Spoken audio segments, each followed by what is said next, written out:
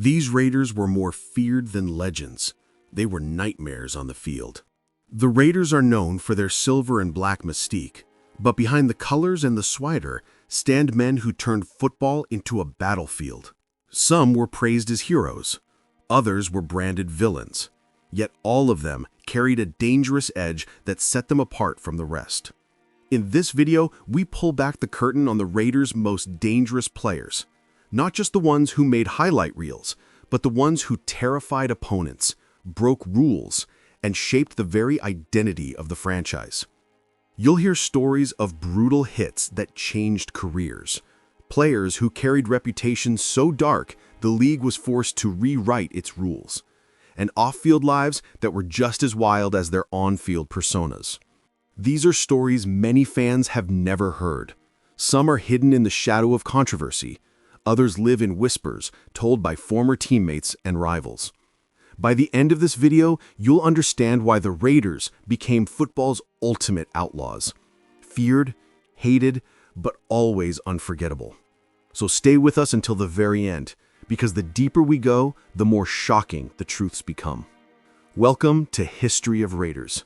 If you love untold stories, forgotten legends, and the darker side of football history, you're in the right place. Don't forget to hit that subscribe button and join us as we uncover the secrets of the Raiders' most dangerous players. They called him the Assassin, and if you watched him play, you knew the name fit. Jack Tatum wasn't just a safety for the Oakland Raiders. He was an enforcer.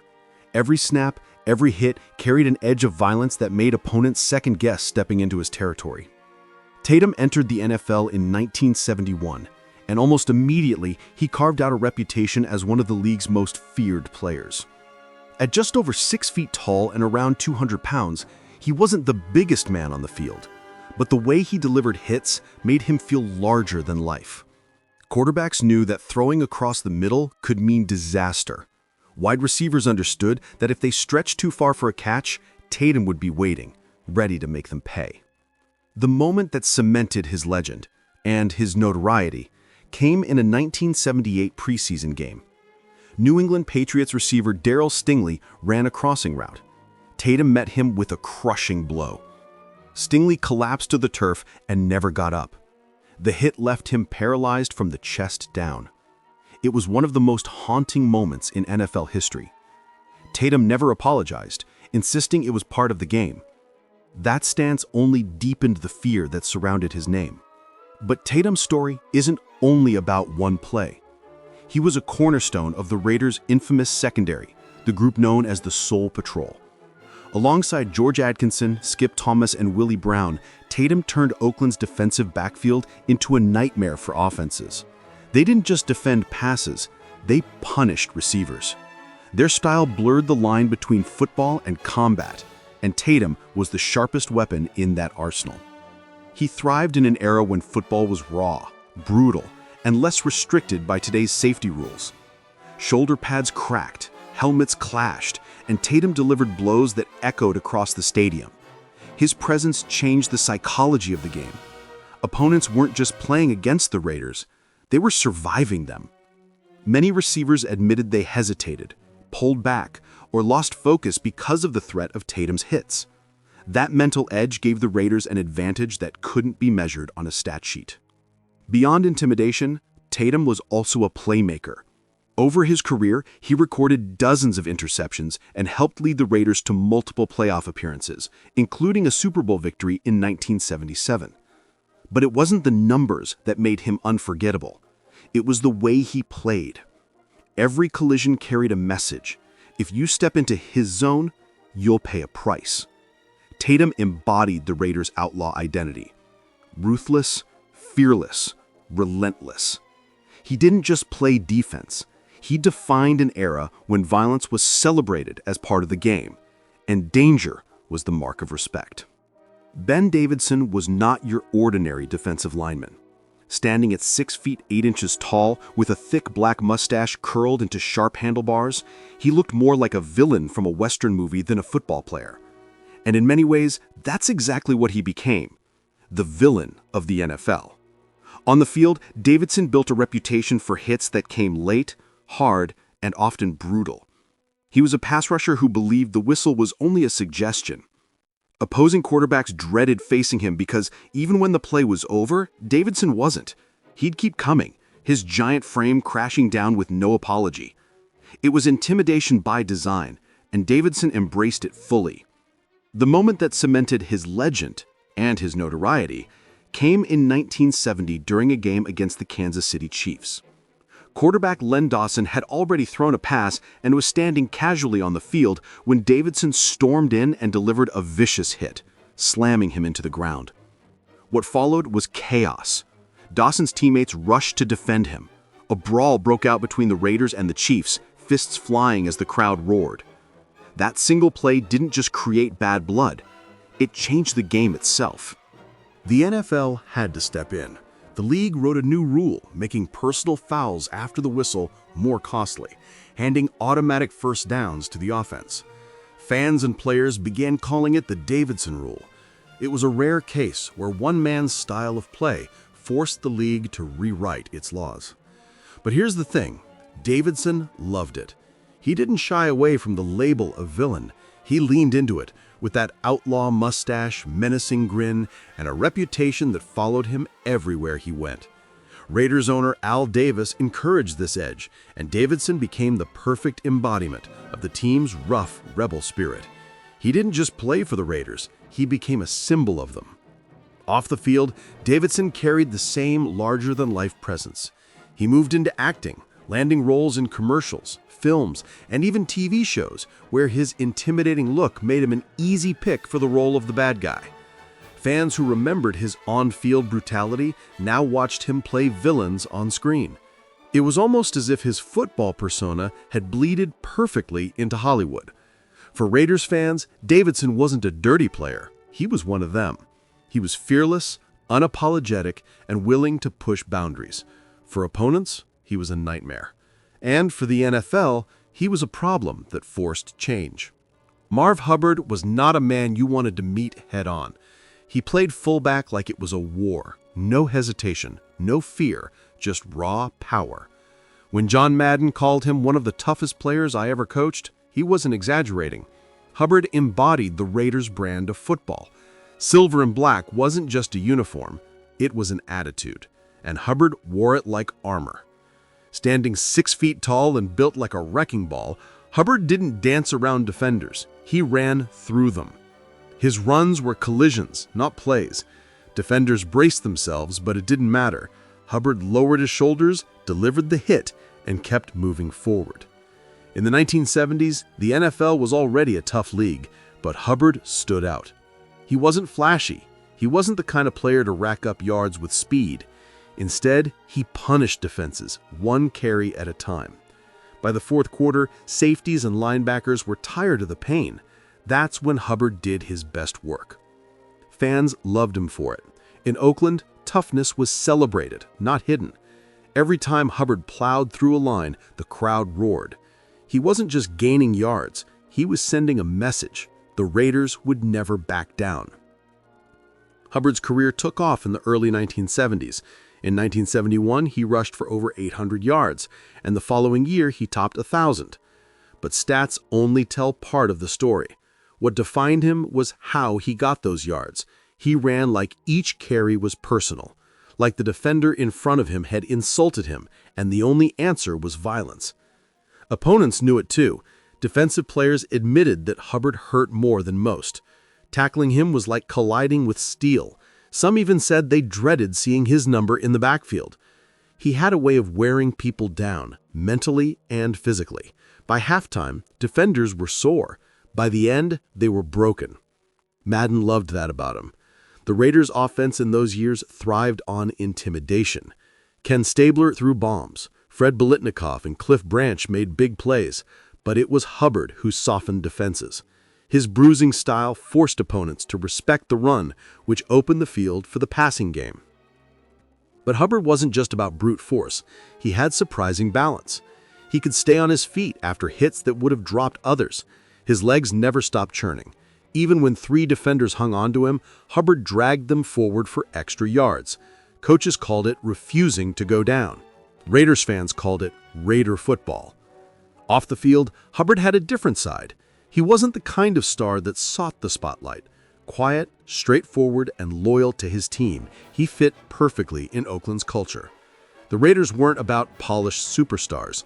They were about grit, loyalty, and defiance. Hubbard lived all of that. There's a famous story from teammates about Hubbard in practice. He hit so hard in scrimmages that even his own defense begged Madden to slow him down. Madden just laughed. He knew that was Hubbard's nature. To go easy would have been to betray who he was. In the middle of games, Hubbard's helmet often looked dented, his jersey smeared with dirt and grass. He seemed to thrive in chaos. While others avoided pain, Hubbard chased it. The crowd adored him because he played with heart. Every carry was a sacrifice of his body for the team. When people talk about the Raiders being the toughest team of the 1970s, Marv Hubbard is one of the first names that comes up, not because of flashy stats or highlight reels, but because he was a warrior in shoulder pads, and he proved it every Sunday. John Matuszak was larger than life, literally and figuratively. At 6 feet 8 inches tall, weighing well over 280 pounds, he towered above teammates and opponents alike. When he lined up for the Raiders, he looked like a man built for war, and in many ways, that's exactly what he became. He joined the Raiders in 1976, a time when the team was building one of the most feared defenses in the NFL. He played defensive end, a position that demanded both brute strength and relentless aggression.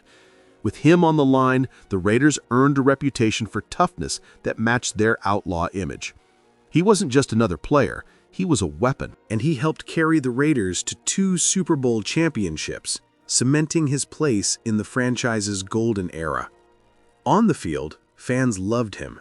He had the size, the speed, and the attitude to dominate. But it wasn't only his talent that made him unforgettable. It was his personality. He had a fire that sometimes burned too hot. His intensity thrilled Raider Nation, but often came at a personal cost. Off the field, Matuszak lived in chaos. He was known for wild parties, heavy drinking, and a lifestyle that fit every stereotype of the Raiders' bad boy image. Drugs, alcohol, and reckless choices followed him wherever he went. Teammates told stories of nights that blurred into mornings, of a man who never seemed to slow down. He was a star, and he lived like one, fast, loud, and dangerously close to the edge. The contradictions defined him. On Sundays, he was disciplined enough to perform at the highest level of professional football. During the week, his private life spiraled into disorder. Coaches struggled to contain him. Friends tried to steer him toward stability. But the twos, as teammates called him, was his own man. He didn't answer to rules and he didn't fear consequences. His bad boy reputation wasn't just about parties. He had a temper that could explode without warning. Opponents knew he played rough, sometimes crossing lines that referees struggled to control. He carried the same fury off the field, getting into fights, making headlines, and living up to the Raiders' outlaw brand in every way. Yet, despite the chaos, he became a fan favorite. He embodied the spirit of the team, bold, defiant, and larger than life.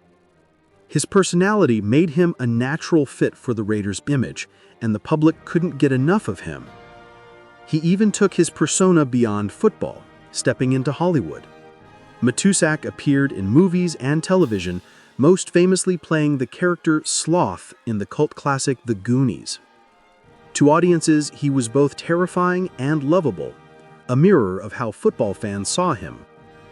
But behind the fame, there was a man struggling with demons. His off-field lifestyle took a heavy toll on his health. The late nights, the substances, the relentless pursuit of adrenaline, it all added up. He lived like every day might be his last, and that kind of life comes with a price. Stories from his teammates paint a picture of someone who craved the spotlight, but also couldn't escape its weight. He loved being the life of the party, but he also carried pain that he rarely spoke about. For Matuszak, football was both an outlet and a mask. On the field, he was a hero, a champion, a giant. Off it, he wrestled with choices that slowly unraveled him. When people talk about the Raiders of the 1970s and 80s, John Matuszak's name always comes up. Not just because he was a two-time Super Bowl champion, but because he symbolized everything the Raiders stood for: strength, rebellion, and danger. He wasn't a clean-cut athlete. He wasn't polished for the cameras. He was raw, unpredictable, and unforgettable. Jeff Barnes never played the game quietly. From the moment he stepped onto the field for the Raiders in the late 1970s, it was clear he was built for chaos. He wasn't the kind of player who needed headlines or highlight reels.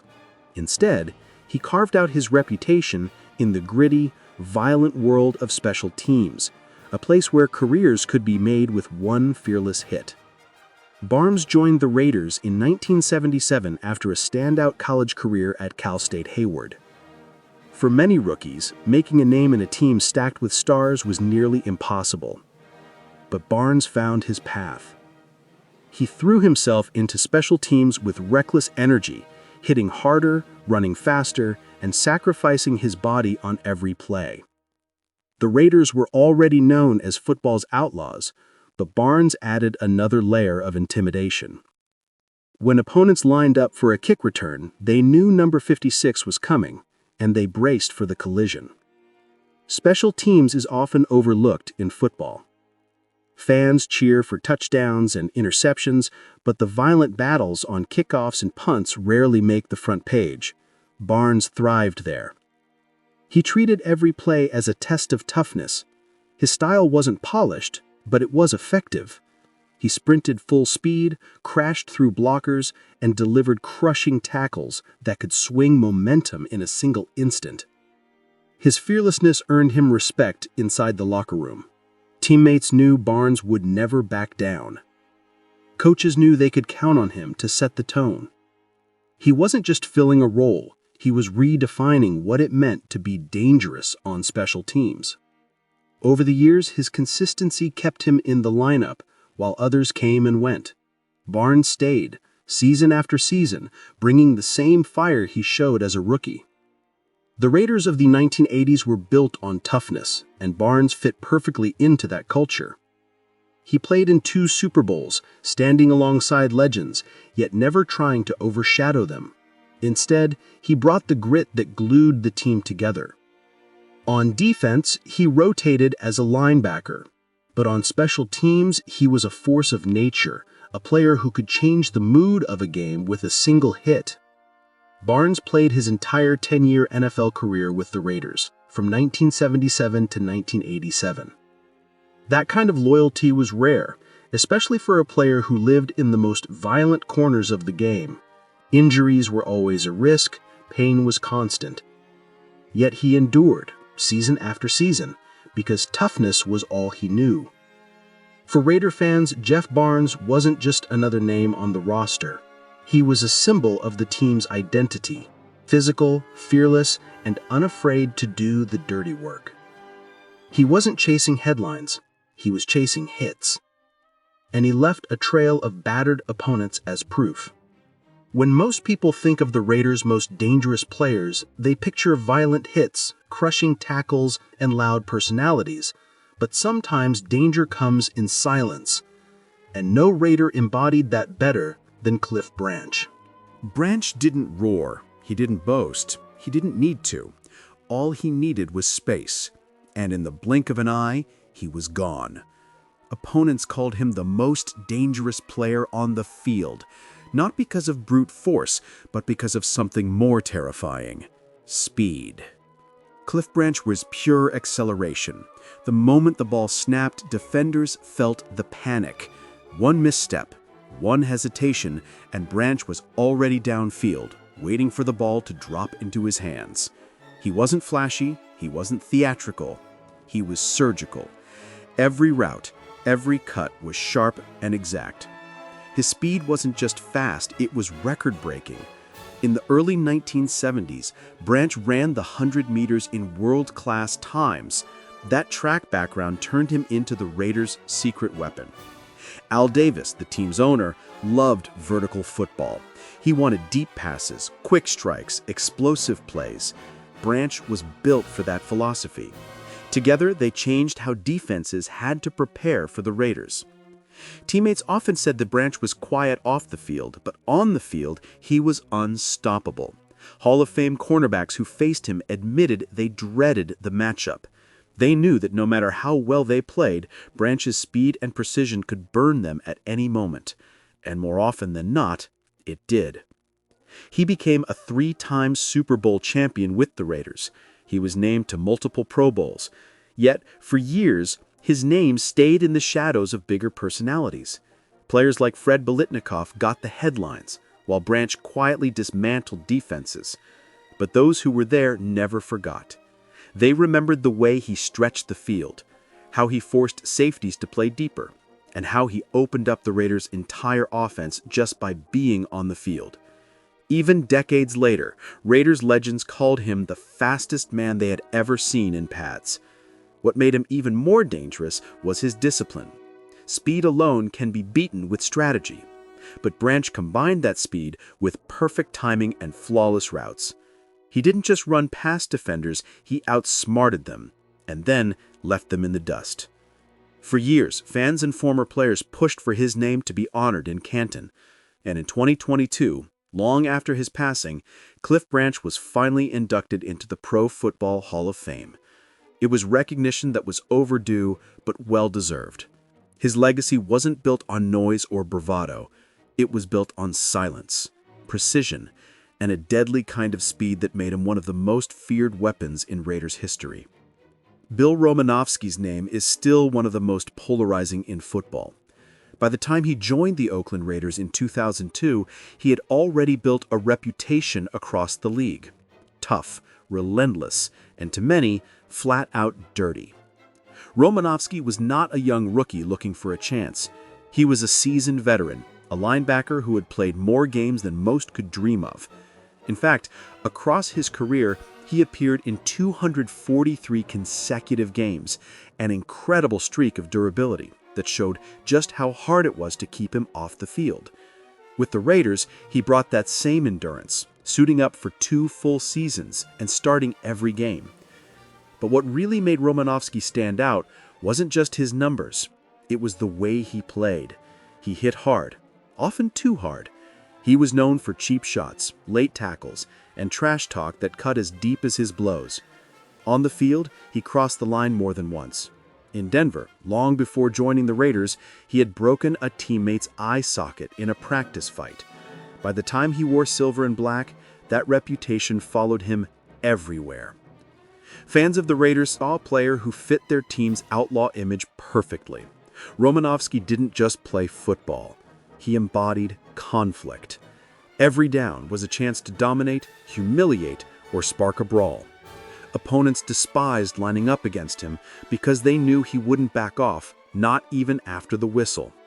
His style reflected the modern edge of football in the early 2000s. This was a league balancing skill with violence, and Romanowski stood at that line. For some, he was a warrior who gave everything. For others, he was the face of everything brutal about the game. Either way, in those 2 seasons with the Raiders, he added one more chapter to the team's long history of dangerous men. When you look back at the players we've uncovered, one thing becomes clear. Danger wore many faces in silver and black.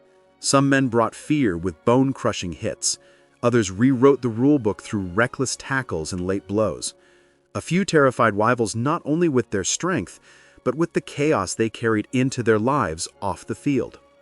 Jack Tatum, Ben Davidson, Marv Hubbard, John Matuszak, Jeff Barnes, Cliff Branch, and Bill Romanowski each had a different weapon, but the result was the same: intimidation, control, a reputation that spread faster than any highlight reel. These men forced opponents to think twice before stepping on the field, and that psychological edge was worth as much as any touchdown. The Raiders didn't just collect players, they collected warriors.